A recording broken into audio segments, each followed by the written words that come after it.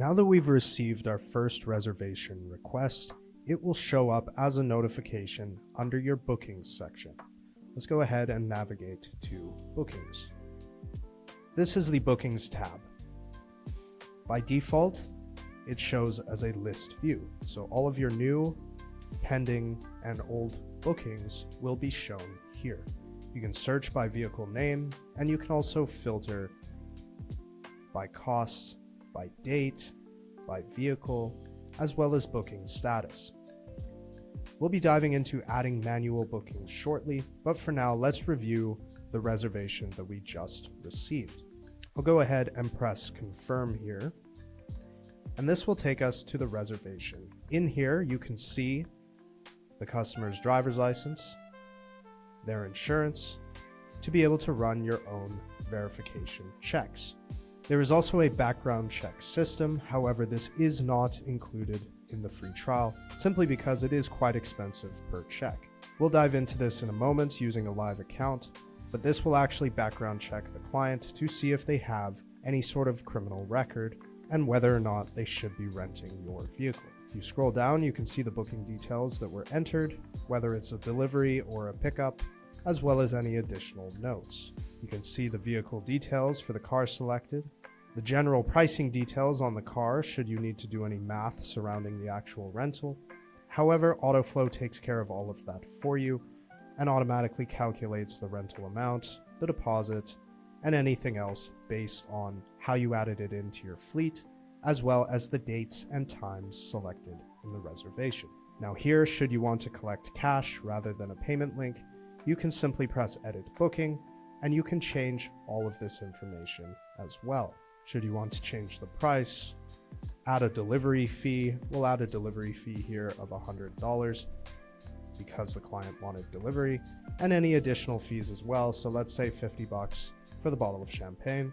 And if you want to change it to cash, you can change it to cash there, but we'll leave it on the payment link. Go ahead and press save changes, and then we'll confirm the booking. From here, we're going to go back to the bookings page. However, you can continue the flow by pressing deposit, and this will request a deposit from the client. As you can see, the status has changed to confirmed, a booking ID has been created, and you can start to track the collected revenue for this booking. So now that this booking has been confirmed, we can move ahead with collecting payment for it. Here we have the payment request screen. You can request deposit, rental payment, full payment, cash payment. So for here, we select deposit, and it will generate a payment link which will be sent to the customer to pay their deposit. If you want to simply send the rental payment, you can do that as well, or you can send the full payment in one link. Now, if you primarily deal with cash, it will not generate any sort of link simply because there's no way to track it. So when you select cash payment, you will be notified a few times and given reminders to collect cash, return cash, and handle everything in cash. And this way, it still marks it throughout our system and makes sure that no data or analytics is lost. So let's select cash here, and the renter will still get a request for a cash payment. Let's go back to the bookings page. And as you can see, the total revenue has been updated. We do not include deposits in total revenue until after the rental has been completed. And if any deposit has been kept, it will be added to total revenue. Now the status has changed as well to fully paid, and we can go ahead and check out this booking. So here's the checkout flow where you log the vehicle condition. So the car has 30,000 miles, select the fuel level as full, and it has no pre-existing damages. So here you'll want to make sure to upload photos of the vehicle, your checkout inspection photos. For example's sake, I will put 4, and these will all go directly into your contract for the client to see, as well as act as a record for you to see the difference in condition when the car arrives back. Now this is especially useful for any sort of claims should you need to enter one. Let's move on to the next step, and this is the actual rental contract. As you can see, everything here has been pre-filled from the reservation request. The vehicle photos that we just added are in there. You can see the driver's license and insurance, as well as all payment details and whether everything has been paid. You can see the booking details, and the actual terms of service. Now for now, we have this expanded as default. We may be changing this later, but we find that a lot of renters do not ever even scroll through the terms of service, or they say, oh, I didn't know this was a thing or that was a thing. So we want to force them to scroll through it so they can never say that. And here we are at the bottom of the rental agreement. As you can see from our template, our business name is already here. The initials are already here, as well as the signature is already here. Now, just like the payment links, you can send the contract in the exact same way. It will be sent to their email and phone, or you can copy the contract link and send it to them directly. So let's press send contract here, and it has been successfully sent. So let's go back to bookings, and now it's time for the client to sign. And now we're viewing it from the perspective of the renter, and the renter will sign the same way that we did. Press submit, and there we are. The booking is fully complete and ready to go. Now refresh the page and you will see that the vehicle booking status has moved to ready. From here, all you have to do is press start. Now before pressing start, you can actually send the client notifications. So you can let them know it's ready for pickup. You can also send them a return reminder if the car is coming up on its due date or if the vehicle is late. So let's send them the ready for pickup notification. This will go to their email as well as their phone number on file. And now we are ready to start the booking. And as you can see, we have the reminder for cash. You're being paid in cash for this rental. Have you collected it? Yes, start now. No, proceed anyway.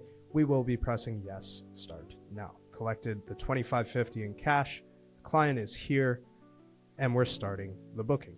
Now the booking status has changed to on rental. From here, you can go through basically the exact same process again, should you want to extend the booking. All it does is it modifies the contract. And as you can see, the extension details have already been added for an additional day, with the rental amount having another day's payment and the miles as well. And you can collect another payment should you choose.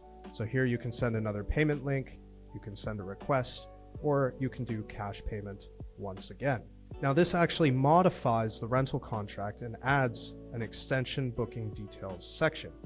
It changes the original payment details to its own section and adds an extension payment details just to keep everything nice and neat and tidy.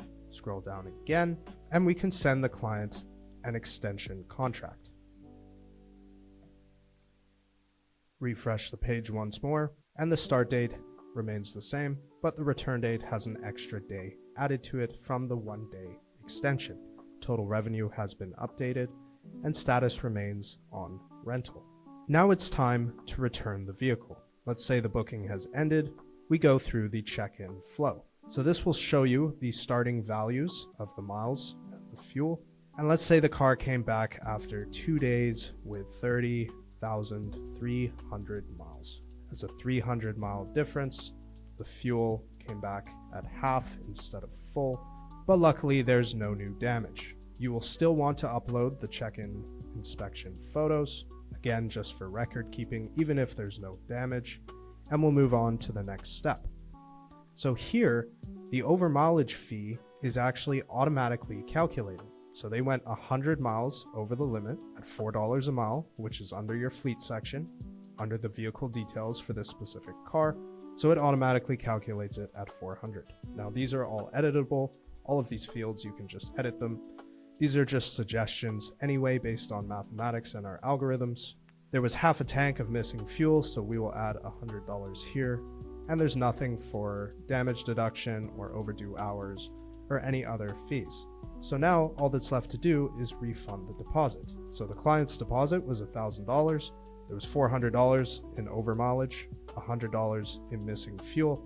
So we're taking $500 out of their deposit and refunding the remaining $500. So we'll go ahead and click refund here. Again, I will be refunding him in cash simply because I did the entire flow through cash. If they paid via credit card, via PayPal, via bank account, you can just click original payment and it will just refund a portion of their deposit. Now we'll move to the next step And for pretty much every situation, you will just click idle here. This is the vehicle status, which means it's ready to be booked again. If the vehicle is under repair because there are damages, this is just a reminder for you to go get that car repaired, but we'll leave it under idle for now. Again, another warning for cash refund. We'll go ahead and close that out. And we've just completed our first booking. We made $3,450 in revenue, and the booking status has changed to completed. Now we can actually go in here and view the completed contract and booking information. So as you can see, we have all of the original details, the customer details, the booking details, vehicle, checkout information, check-in information, pricing details, payment methods, and the contract details as well. So we'll go ahead and view this now. This is the completed contract with the extension and a post-trip report. So here you can compare the checkout photos with the check-in photos. You can see the fee breakdown, what was kept, what was refunded, as well as a countersigned agreement between you and the client with a contract number. This is very, very important for claims. If you ever need to show a claims agent or an attorney your contract, this is where you will go to send them that contract. Now let's go back and scroll down to the bottom, and you can actually see all of the payment history as well. So for this particular booking, we took a full payment in cash. That was a $1,000 deposit, $1,400 booking, $100 for delivery, and $50 for extras. They then extended the rental by 1 day, so that was an additional $1,400. We kept half of their deposit for overages and missing fuel and refunded the remaining $500.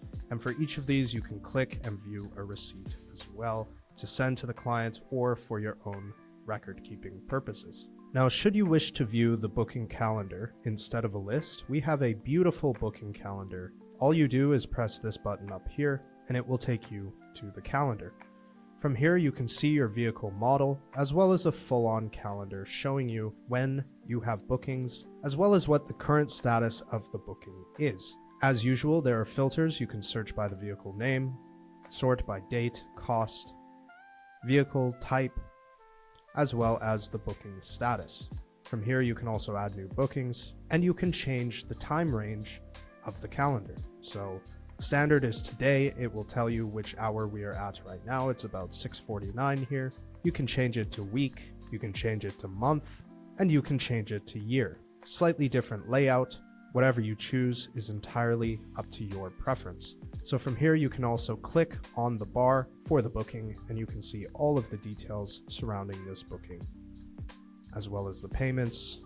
You can view the customer, you can view the vehicle, and you can click here to actually go into the booking as well. Now, should you want to make a direct booking, simply navigate to the Bookings tab and click Add New Booking. From here, you can select your customer if you already have some existing ones, or if it's a new customer, you can enter in all of their information manually. You could also just send them a vehicle link and have them reserve it, but let's say, for example's sake, you need to make a direct booking. So I'll select myself as a customer, and I'm going to run a background check. Now, our background check system uses a company called Checkr. They are a partner of ours. We use their API to run background checks on clients, and here there are no records found. Now, for other clients, they may have a very high risk, a medium risk, a low risk, or no records found at all.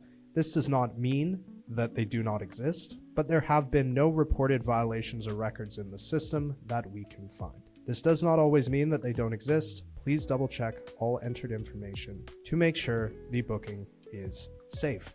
Now, from vehicle details, we can just select from our fleet of cars and manually enter in the start date and time. Adjust your collection, add any additional notes if you choose, and edit your pricing details, delivery fee, additional fees, as well as payment method. Then press Review Booking and complete it, and you're good to go.